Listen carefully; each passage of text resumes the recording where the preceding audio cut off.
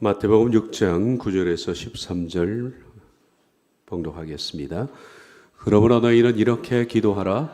하늘에 계신 우리 아버지여, 이름이 거룩히 여김을 받으시오며 나라가 임하시오며 뜻이 하늘에서 이루어진 것 같이 땅에서도 이루어지이다.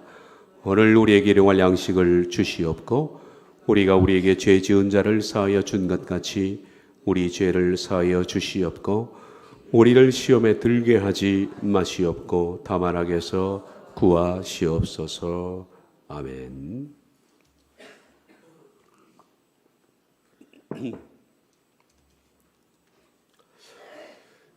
피는 약 200km 속도로 몸을 한 바퀴 도는데 46초가 걸립니다. 눈을 한번 깜빡거리는데 걸리는 시간은 40분의 1초입니다. 혀에 침이 묻어있지 않으면 절대로 맛을 알 수 없고 코에 물기가 없으면 냄새를 맡을 수가 없습니다. 갓난아기는 305개의 뼈를 가지고 태어나는데 커가면서 206개 정도로 줄어듭니다. 모든 인간은 코에 극소량의 철을 가지고 있어서 커다란 자장에 있는 지구에서 방향을 잡기 쉽도록 해줍니다. 빛이 없을 때 이것을 이용해서 방향을 잡습니다. 눈의 근육은 24시간 동안에 약 10만 번 움직입니다. 다리가 이 정도 운동을 하려면 하루에 적어도 80km는 걸어야 합니다. 두 개의 콧구멍은 서너 시간마다 그 활동을 교대합니다. 즉 한쪽 콧구멍이 냄새를 맡는 동안 다른 하나는 쉽니다. 재채기는 시속 160km의 속도로 퍼지는데 이는 야구에서 투수가 던지는 공보다 훨씬 빠릅니다. 뇌는 1000억 개의 신경세포를 가지고 있어서 뇌 속의 상호 연결은 사실상 한계가 없습니다. 인간의 뼈는 화가암보다 강해서 성냥갑만한 크기로 10톤을 지탱할 수 있습니다. 이는 콘크리트보다 4배 강합니다.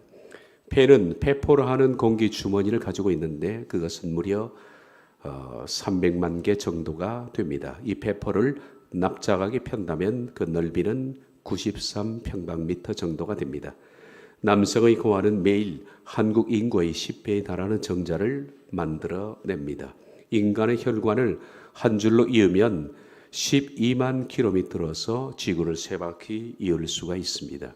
피부의 넓이는 남자는 1.9 평방미터, 여자는 1.6 평방미터입니다. 피부는 끊임없이 벗겨지고 4주마다 완전히 새 피부로 바뀝니다. 한 달에 한 번씩 옷을 갈아입는 것이 됩니다.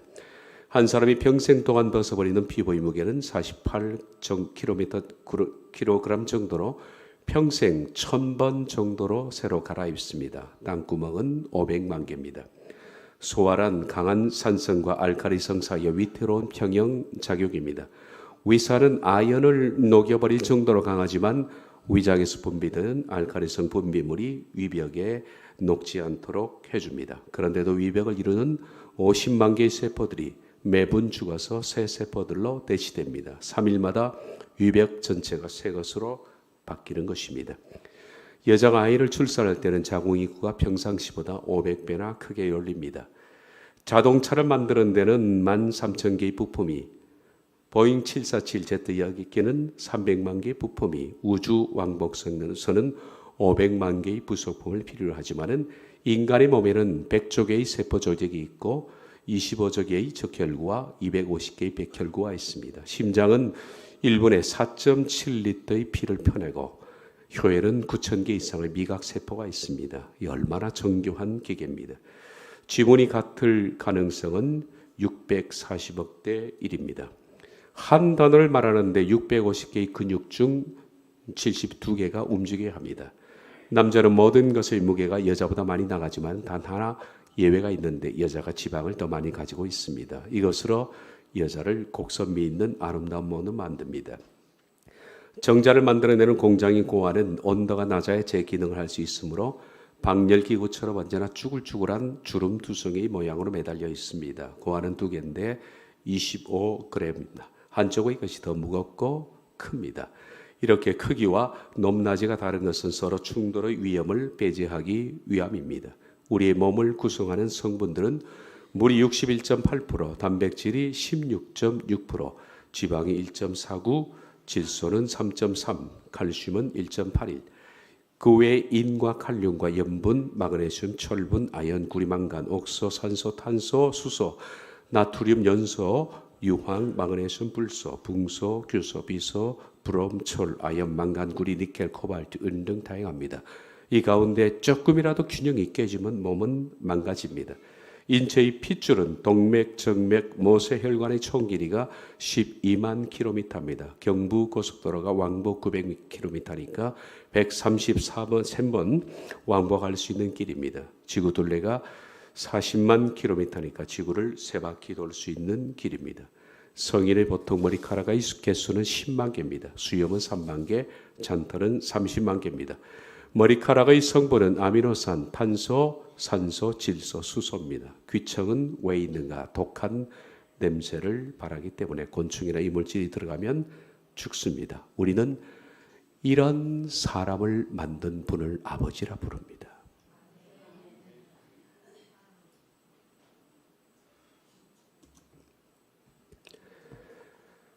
하늘에 계신 우리 아버지, 얼마나 위대한 표현인지 모릅니다. 그분은 초월하시고 그리고 우리에게 아빠가 되시기를 원하십니다. 그런데 여러분, 오늘 제가 여러분에게 참 중요한 얘기를 하나 하려고 합니다. 그것은 아빠라고 부르는 그 단어의 의미입니다. 아빠는 언약적 단어라는 것을 잊지 말아야 합니다. 많은 사람들은 이 점을 잘 모르고 있는 것 같습니다. 아빠는 언약적 단어입니다. 다시 말해서 우리들은 아빠와 자식으로서 계약을 했다는 얘기입니다. 계약을 했다. 많은 사람들이 그냥 부모, 자식 간의 친부로 아버지를 이해하는 것 같습니다. 아닙니다. 그러면 양자로서도 이해하는 것 같습니다. 그것도 포함되지만은 그 이상의 의미를 가지고 있습니다. 친부도 양자도 아닌 계약적 관계가 아빠라는 단어입니다. 이 점을 우리가 평생 살아가면서 유념했으면 좋겠습니다. 우리가 아빠라는 단어를 부르기 전에 먼저 우리들은 하나님과 전혀 우리 사이에 관계가 없는 존재들이었습니다. 에베소서 2장 1절 3절을 보면 그는 허물과 죄로 죽었던 너희를 살리셨도다. 우린 이미 죽은 존재입니다. 그리고 우린 그때 마귀의 자녀였습니다. 그때 너희는 그 가운데 생하여 이 세상 풍속을 따르고 공중의 권세 잡은 자를 따랐으니 너 지금 불순종의 아들들 가운데 역사하는 영이라. 전에는 우리도 다 그 가운데서 우리 육체의 욕심을 따라 지내며 육체와 마음에 원하는 것을 하여 다른 이들과 같이 본질상 진노의 자녀였다. 우리가 관계가 없는 사람들이었습니다. 그리고 로마서 1장 28에서 32절 말씀처럼 우린 이런 마음속에 악을 품고 있던 사람들입니다.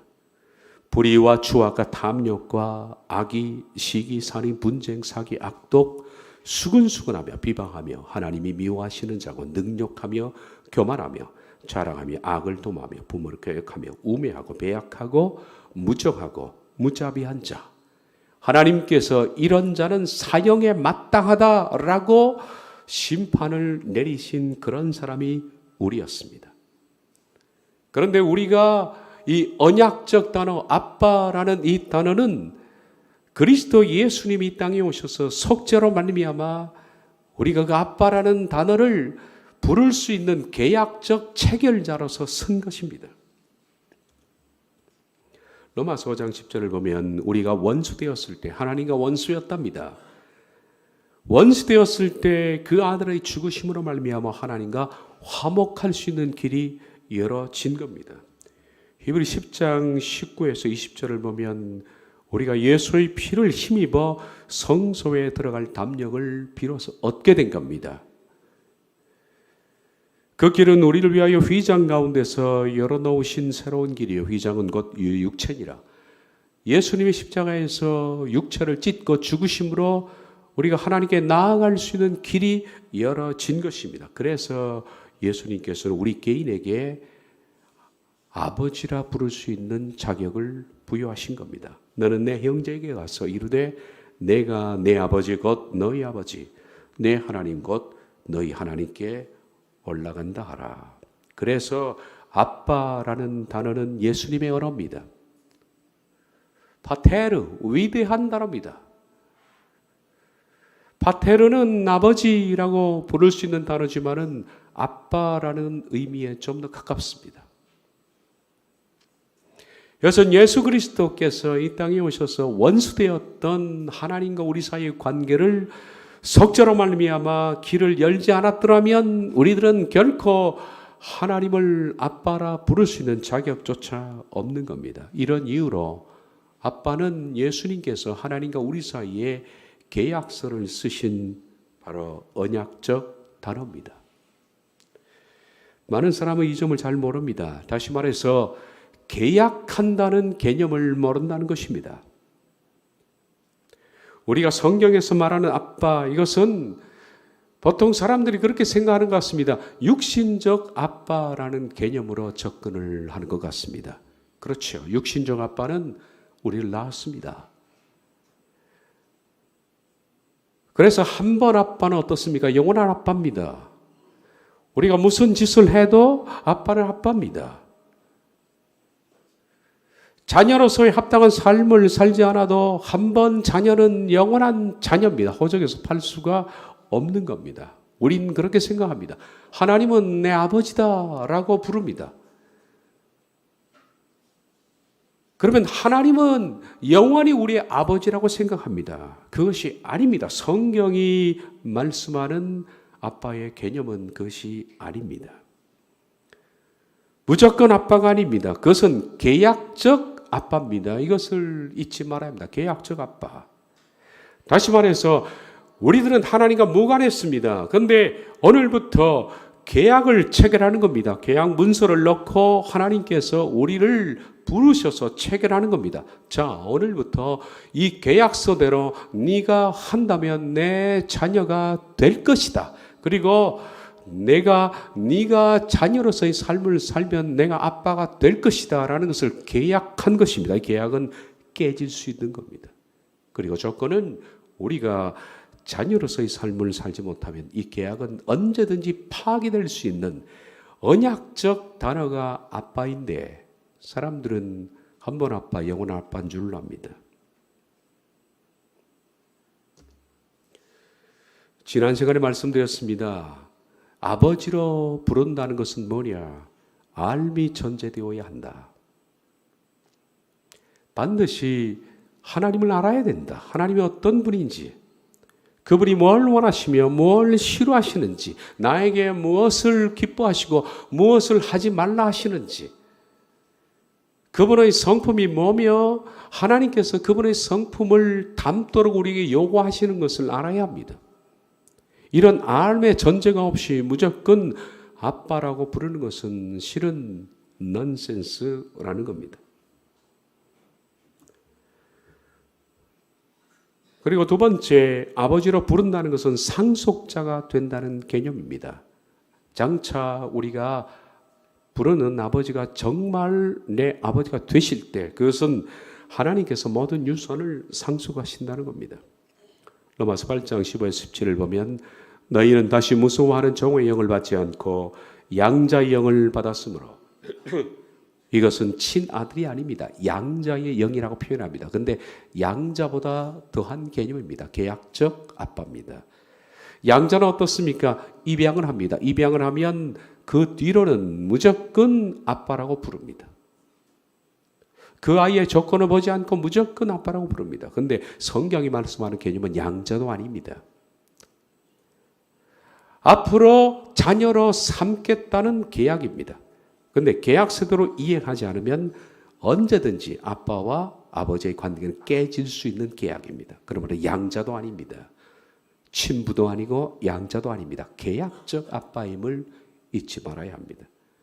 어쨌든 우리가 그래서 아빠, 아버지라 부르짖는데 성령님께서 우리가 자녀인 것을 증거합니다. 자녀가 되면 뭐가 됩니까? 상속자가 된다. 그리스도와 함께한 상속자니 우리가 그와 함께 영광을 받기 위하여 고난도 함께 받아야 될 것이니라. 상속자가 된다는 겁니다. 세 번째, 아버지로 부른다는 것은 내가 자녀로서 거룩한 삶을 살겠다는 선언이 전제된다는 겁니다. 요한일서 3장 2절에 3절을 보면 보라 아버지께서 어떠한 사랑을 우리에게 베푸사 하나님의 자녀라 일컬음을 받게 하셨는가 우리가 그러하도다. 그러므로 세상이 우리를 알지 못하면 그를 알지 못함이라. 사랑하는 자들아 우리가 지금은 하나님의 자녀라. 장래에 어떻게 될지는 아직 나타나지 아니하였으나 그가 나타나시면 우리가 그와 같은 줄을 아는 것은 그의 참모습 그대로 볼 것이기 때문이니 주를 향하여 이 소망을 가진 자마다 그의 깨끗하심과 같이 자기를 깨끗하게 하느니라. 자녀로서의 요구는 정결입니다. 거룩입니다. 거룩과 정결을 추구하지 않는 사람은 자녀로서의 자격이 없다는 겁니다. 그리고 네 번째, 아버지로 부른다는 것은 전적으로 하나님을 의존하겠다. 아버지를 지금부터 전적으로 의존하겠다는 고백입니다. 제가 아버지에 대해서 시간을 좀 많이 할애하려고 했는데 제가 말씀드렸죠. 여러분의 인내가 어느 정도 버텨주느냐. 그래서 두 번째, 세 번째는 뺐습니다. 오늘 네 번째만 말씀드리고 아빠에 대한 개념은 끝내려고 합니다. 두 번째, 세 번째까지 하면 여러분이 지칠 수가 있습니다. 오늘 네 번째, 오늘 이 부분을 제가 강의하려고 합니다. 아버지라 부른다는 것은 오늘부터 내가 하나님을 전적으로 의존하겠다는 선언입니다. 그 선언이 없는 것은 자녀가 아닙니다. 그분의 명령과 그분의 뜻에 오늘부터 순종하여 의존하겠다. 내 삶을 하나님께 의존하겠다는 그 선언, 그것이 바로 아빠라는 단어 속에 포함되어 있는 것이다. 더 이상 이 세상의 것들이나 이 세상의 사람들이나 이런 것들을 의존하지 않고 내 마음을 전적으로 아버지께 의존하겠다는 그 선언, 그리고 그 의존대로 살아갈 때 그를 자녀라 부르고 아버지라 부릅니다. 그리고 한 번 자녀와 아버지의 관계는 그것으로 끝나는 것이 아니라 자녀와 아버지가 되어가는 것입니다. 아직 완전한 자녀가 된 것은 아닙니다.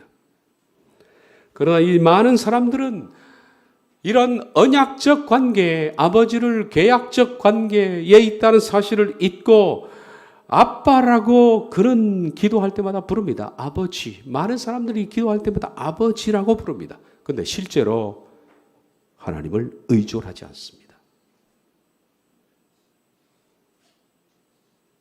의존하지 않습니다.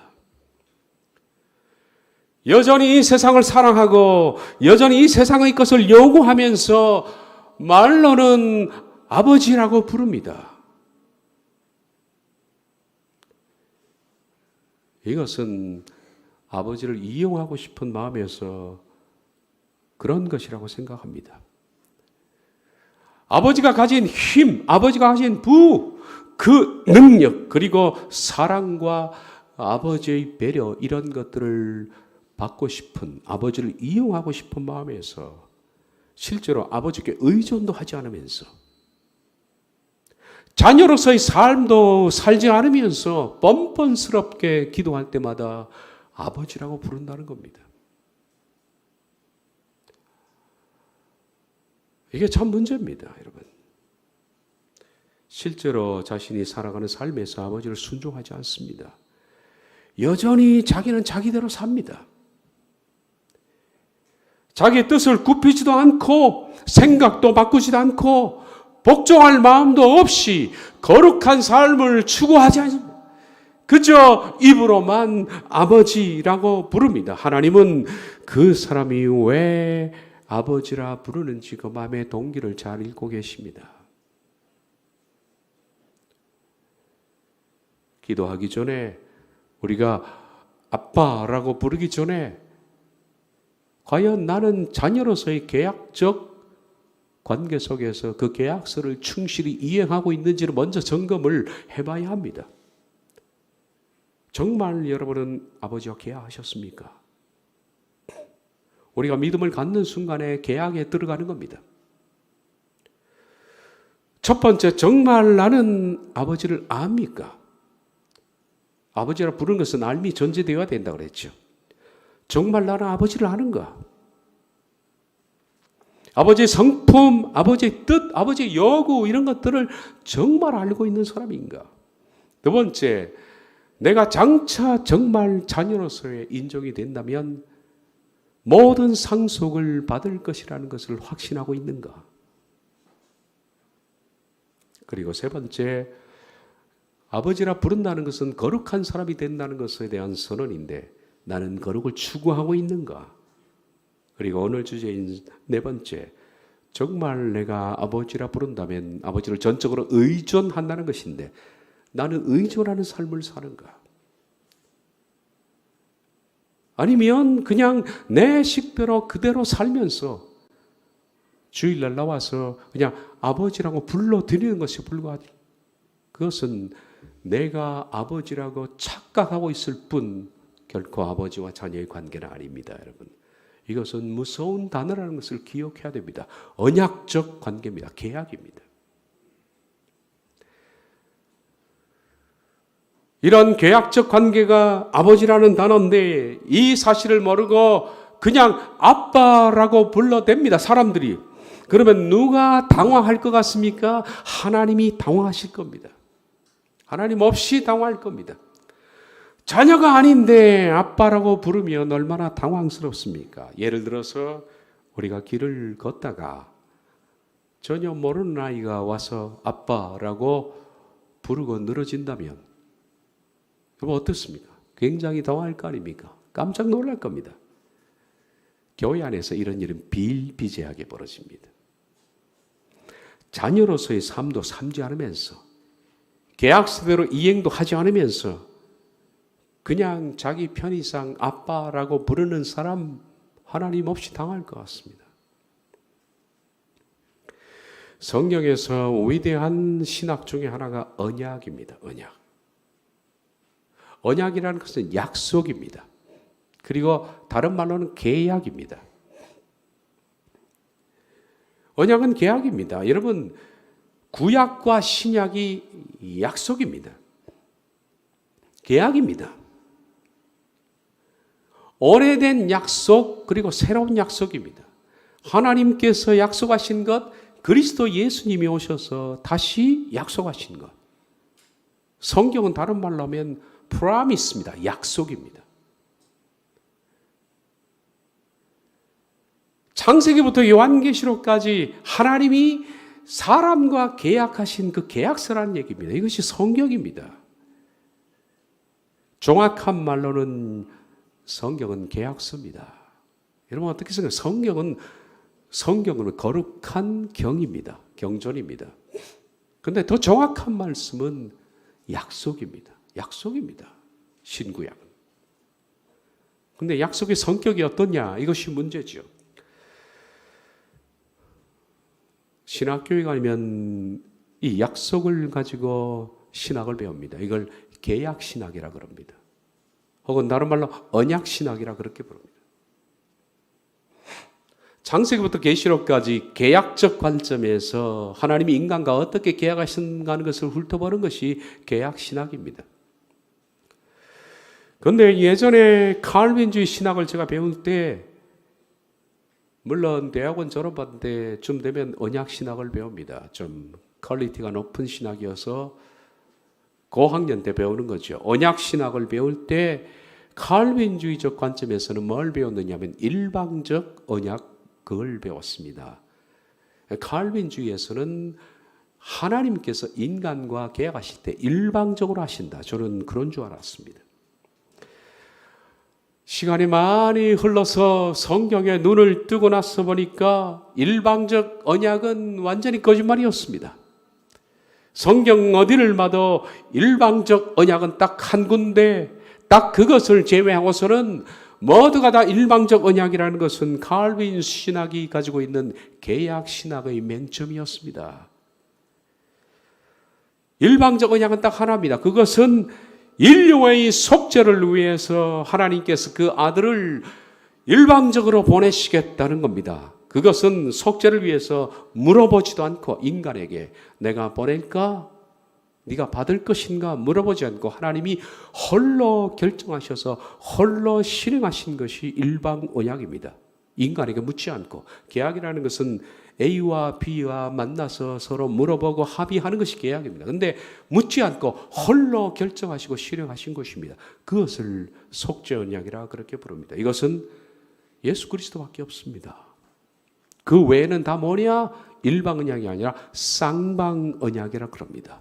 너와 내가 같이 테이블에 앉아서 약속대로 계약을 체결하고 그 계약서대로 이행하지 않을 때 계약은 깨지는 것, 그것이 쌍방 언약입니다. 여러분이 집을 살 때도 물건을 살 때도 계약하는 그것이 바로 쌍방 언약입니다.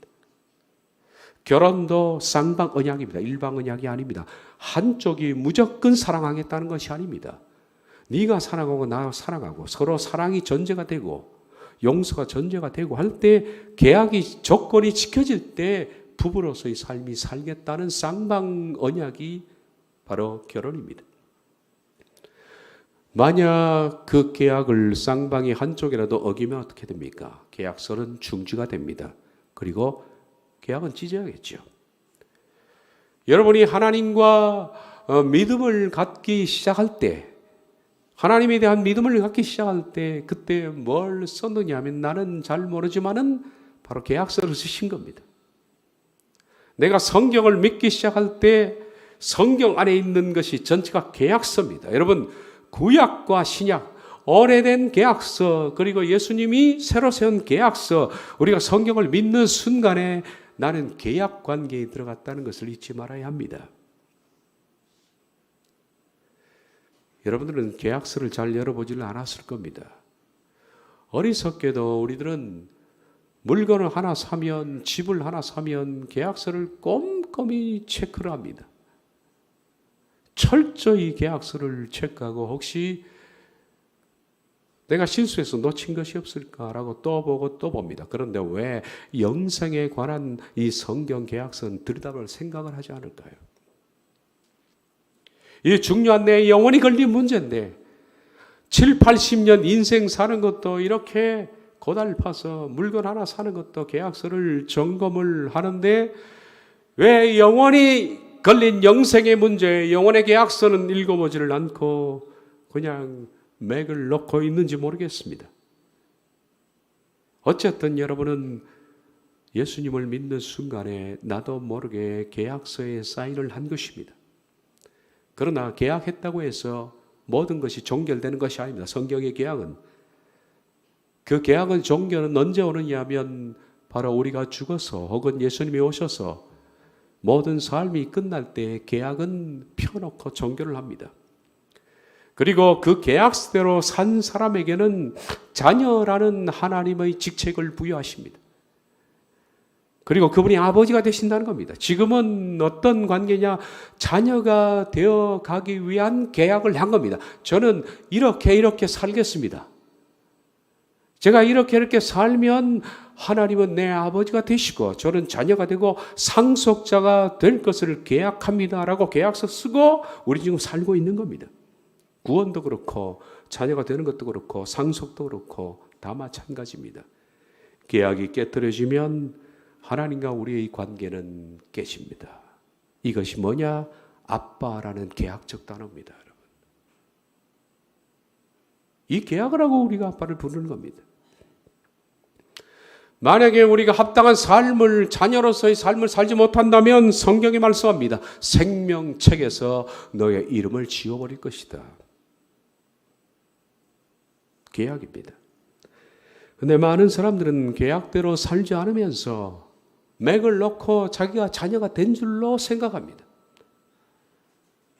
그리고 자기 마음대로 아빠를 부릅니다.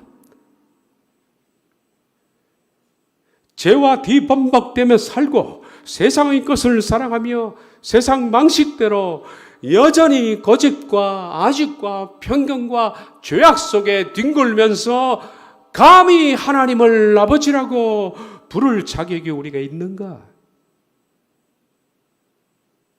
차라리 아버지라는 단어를 부르지 않았으면 좋겠다는 생각이 듭니다. 부끄럽다면. 그래서 아버지는 그렇게 쉽게 부를 수 있는 단어가 못 됩니다. 아버지라고 부를 수 있는 것은 이처럼 알미 전제되고, 그리고 오늘 우리 주제처럼 아버지를 전적으로 의존하는 삶을 살겠다는 선언입니다. 그러므로 의존하는 삶을 살지 않은 사람은 아버지라 부를 자격이 없습니다. 만약에 우리가 하나님을 의존해서 살고 있다면 우리에게 주어지는 것이 하나 있습니다. 그것이 뭘까요?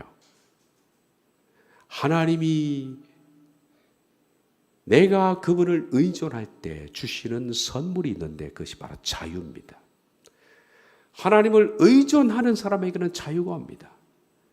사람에게서 자유롭고 물질에게서 자유롭고 욕망으로부터, 그리고 심지어는 죽음으로부터도 자유할 수 있는 아주 자유로운 마음, 이것이 의존하는 사람에게 주어지는 하나님의 선물입니다. 여러분, 이 자유가 살면서 얼마나 중요합니까?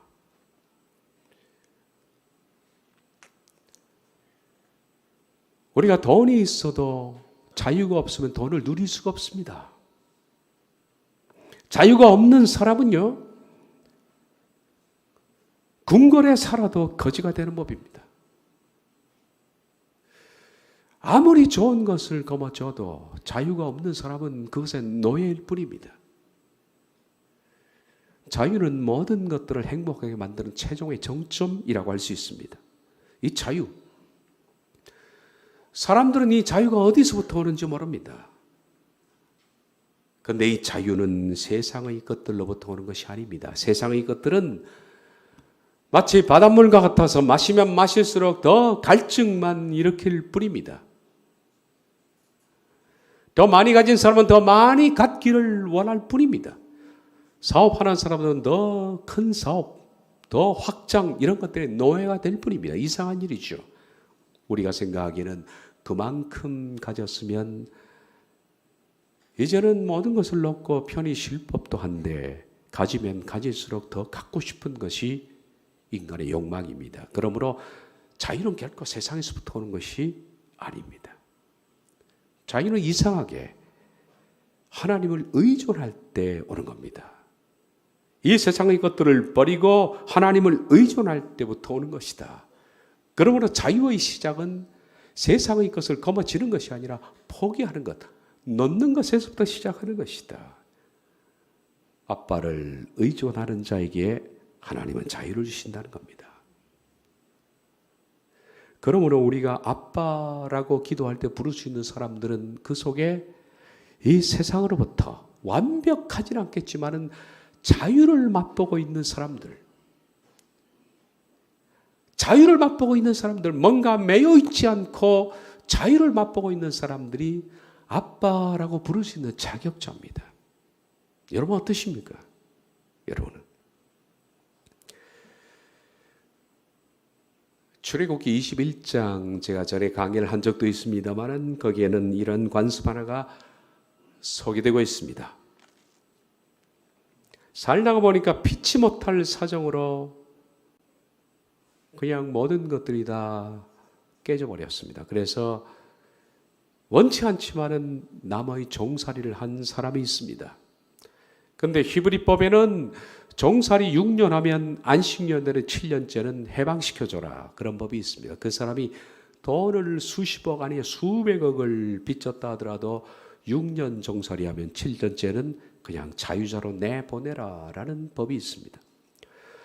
이 사람이 모든 것들을 잃고 종살이 6년 했습니다. 그리고 7년째 기다리던 자유가 왔습니다. 그런데 이상하게 이 사람이 7년째 자유를 얻었는데 얼마나 찾고 싶은 자유겠습니까? 그런데 자유를 얻지 않겠다 그럽니다. 자기는 앞으로 계속 영원한 종으로 살겠답니다. 누가 노예로 사는 것이 좋습니까? 그래서 이 이상한 히브리 노예를 데리고 주인은 재판장에게 갔습니다. 그리고 재판장은 묻습니다. 너는 이 주인을 떠나지 않아 영원히 이 주인의 종으로 살겠느냐? 말합니다. 네, 그렇습니다. 네가 떠나지 않는 이유가 뭐냐? 이 정은 그 일을 말합니다. 저는 주인을 사랑함으로 주인의 집을 떠나지 않겠습니다. 저는 주인을 사랑함으로 주인의 영원한 노예로 살겠습니다. 그런 경우에 해당하는 사람은 데리고 가서 그 집주인의 문 기둥에 대고 그 깃볼을 송곳으로 대고 뚫으라. 그리고 그 깃볼에 피가 흐르는 그 피는 송곳 나무의 기둥에 묻히도록 해라. 그리고 그 깃볼에는 그 귀고리를 만들어서 걸도록 해라. 이런 스스로 자발적인 노예니라 라고 했습니다. 물론 출애굽기 21장에서 그 자발적인 노예는 1차적으로 예수 그리스도를 말합니다. 그분은 하나님의 종으로서 자발적으로 하나님이 좋아서 노예가 되셨고 십자가에서 피를 흘려서 그 문설주의 피를 흘리신 분입니다. 그리고 또한 예수 그리스도를 본받아 하나님의 자녀들은 자발적인 출애굽기 21장 노예가 되는 겁니다. 왜냐하면 하나님의 노예로 산다는 것, 하나님을 의존하고 산다는 것이 너무 기쁘기 때문입니다. 세상에 나가서 네 하고 싶은 대로 살라 하더라도, 세상의 물질을 준다 하더라도, 세상의 모든 부귀와 행락과 기쁨과 쾌락을 준다 하더라도 그 모든 것들을 거절하고 나는 주인이 좋아서 영원히 주인의 노예로 살겠습니다라고 선언한 사람들이 하나님의 의존하는 사람, 하나님의 자녀를 할 수 있습니다. 예수님의 사랑을 깨닫고 보니까, 증명할 수 없는 하나님의 사랑의 깊이와 넓이를 깨닫고 보니까, 십자가에서 나를 위해서 죽으신 그분의 사랑을 깨닫고 보니까 너무 그 사랑이 귀하고 사랑스러워 자발적으로 주님께 묶이기를 소원한 사람들, 저는 떠나지 않겠습니다. 앞으로 내 시간과 물질과 내 정성, 내 모든 것들을 쓰십시오. 저는 주님의 종입니다. 주님의 종으로 사는 것이 너무나 재미있고 너무나 기쁘고 너무나 행복하고, 거기서부터는 자유는 이 세상에 오는 자유와는 비교가 되지 않으니까, 그래서 하나님의 자녀들은 하나님을 의존하는 것, 다시 말해서 자발적인 노예가 된 사람들이 바로 부를 수 있는 단어가 아빠, 파테르라는 단어입니다. 아버지입니다. 하나님을 벗어나 자유는 없습니다. 진정한 자유는 바로 아버지를 의존할 때 옵니다. 진리를 알지니 진리가 너희를 자유케 하리라. 수고하고 무거운 짐진 자들아 다 내게로 오라. 내가 너희를 쉬게 하리라. 내 멍에는 쉽고 내 짐은 가벼움이라. 주님께 가서 자발적으로 소처럼 멍에를 맬 때 인간은 자유롭다는 겁니다. 사람은 하나님을 떠나서 스스로 자유하면 그 자유는 다 무엇으로 이루어지냐면 죄로 이어집니다. 하나님을 떠난 자유는 무례하고 교만하고 함부로 행동하고 함부로 말하고 함부로 자기 스스로 결단하고 자기 선택하고 악을 저지르는 것이 인간입니다. 그러므로 인간은 자유가 넘칠 때 반드시 인간은 파멸과 직결되게 돼 있다는 거예요. 그런데 그리스도의 노예가 될 때 인간은 비로소 자유롭습니다. 그 자유를 사람들은 잘 모릅니다. 진리 안에서 살아가는 것이 얼마나 자유로운지, 이럴 때 하나님은 우리에게 아빠가 되셔서 우리를 자녀로 보호하신다는 거예요. 내가 스스로 내 삶을 결정하고 스스로 판단하고 그리고 스스로 인생을 개척해서 욕망대로 끌려 욕망의 깃발을 들 때는 분명히 아빠를 잃을 겁니다. 그런데 내가 자유의 깃발을 내리고 항복 선언을 할 때 우리들이 얻는 것이 아빠를 얻을 수가 있다는 겁니다. 아빠를 얻으면 창공을 나는 새처럼 우린 자유롭습니다. 바다에 헤엄치는 물고기처럼 자유롭습니다. 레일 위를 달리는 기차처럼 우리들은 두 손 놓아도 제 길을 가는 겁니다. 진리가 나를 자유케 하기 때문입니다. 바로 그런 사람들이 부르는 언어가 아빠라는 단어입니다. 계약적 단어입니다. 이런 사람을 누가 이 세상의 것들로 협박할 수 있습니까? 무엇이 이런 사람을 두렵게 할 수 있습니까? 우리가 늘 신앙한 고백처럼 누가 우리를 그리스도의 사랑에서 끊으리요? 환난이나 권고나 박해나 핍박이나 기근이나 적시나 위험이나 칼이랴. 누구도 끊을 수 없습니다. 내가 확신하노니 사망이나 생명이나 천사들이나 권세자들이나 현재이나 장래이나 능력이나 높음이나 깊음이나 다른 어떤 피조물이라도 우리를 그리스도 예수 안에 있는 하나님의 사랑에서 끊을 수 없으리라. 누가 끊겠습니까? 그러므로 이 언약적 단어 아빠는 어디서 배우느냐? 아빠는 광야에서 배우는 단어입니다. 광야는 왜냐하면 우리 스스로 마음대로 살아왔던 우리 삶의 욕망과 이기심이 꺾이는 장소가 광야입니다. 사람은 인생 광야에서 단양의 눈물을 마셔보지 않고서는 인간이 못 됩니다. 인생 광야를 무릎이 까지도록 낮은 포복으로 기어가본 사람이 아니고서는 사람은 자유의 깃발을 절대로 내리지 않습니다. 욕망의 깃발을 들고 사는 겁니다. 그러나 전쟁터에서 무릎이 까지도록 밑바닥을 기고 광야에서 다량의 눈물을 마셔본 사람들, 그들이 바로 그들 속에 있는 욕망과 이기심의 깃발이 꺾이고 비로소 아빠를 부를 수 있는 자격을 얻게 되니 아빠는 광야에서 배우는 언어라고 생각합니다. 슬픔과 아픔과 눈물이라는 그 대가를 지불하고 다이아몬드라는 결정체를 얻는 겁니다. 광야는 우리를 깎아내는 커터와 같은 겁니다. 우리는 다 어려움을 인생을 겪습니다. 그러나 여러분, 우리가 겪는 어려움은 결코 나쁜 것은 아닙니다. 이 어려움 때문에 우리는 얼마나 많은 부분 깎여왔는지요. 이 어려움이 없더라면 우리가 얼마나 인생을 철없이 살고 있을는지.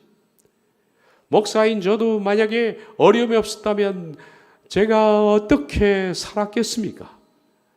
수많은 하나님의 깎아내림이 있기 때문에 깎이고 깎이면서 이 광야에서 배운 것이 큰 겁니다. 야곱은 야복이 필요했습니다. 형이 죽이기 위해서 400명을 데리고 오는 그 야복, 그리고 야복강 그 후에 자기 딸 디나가 세겜 족장 아들 하몰에게 강간을 당하고 그로 인해서 시몬과 레위가 세겜족을 죽이고 죽을 위기에 직면하게 되고 도망가다가 노상에서 라헬이 죽고 아들 요셉까지 잃고 이런 일련의 비통한 과정을 겪으면서 야곱이 깎여져 가서 마침내 야곱이 하나님의 자녀로서 아빠를 부를 수 있는 겁니다. 고난과 고통이 야곱의 욕망을 깎아낸 겁니다. 그러므로 이 아빠라는 단어는 광야에서 배우는 것이다 라는 겁니다. 여러분, 고난이 올 때 이를 악물고 요셉처럼 담장을 기어 넘으십시오.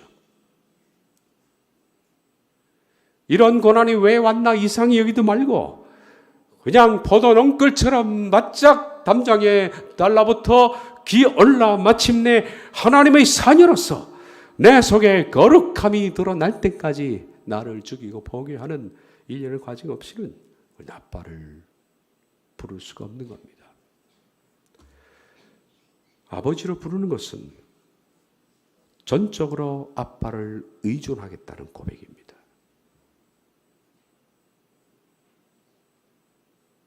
이 말 앞에 여러분들은 어떻게 기도할 수 있겠습니까? 아빠라는 단어는 참 무서운 단어입니다. 저는 기도할 때마다 아버지라고 부를 때 나는 계약서대로 살고 있는가? 라는 것을 생각해 봅니다. 그러지 못할 때는 제 입에서 아빠라는 단어가 떨어지지를 않습니다.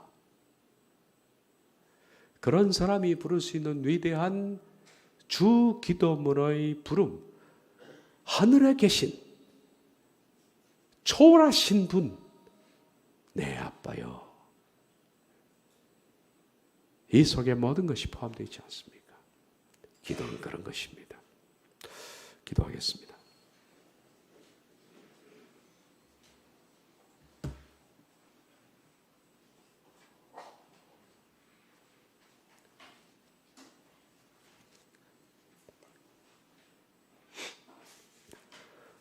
하늘에 계신 우리 아빠시여, 주님, 제가 아빠라고 부를 수 있는 계약적 자격을 갖추기를 원합니다.